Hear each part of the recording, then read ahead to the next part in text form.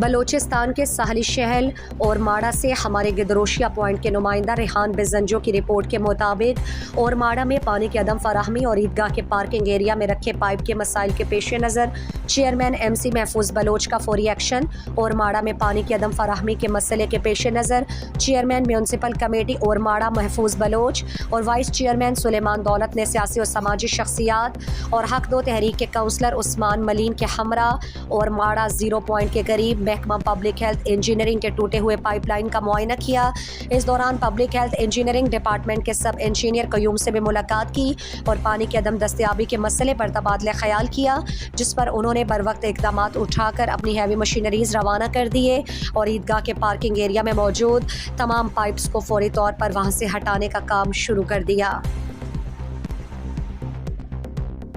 مزید دلچسپ معلومات اور خبروں سے آگاہ ہونے کے لیے Gedrosia point Facebook page, Instagram, Twitter کو فالو اور یوٹیوب چینل کو سبسکرائب کریں۔ بیل آئیکن بٹن دبانا نہ بھولیں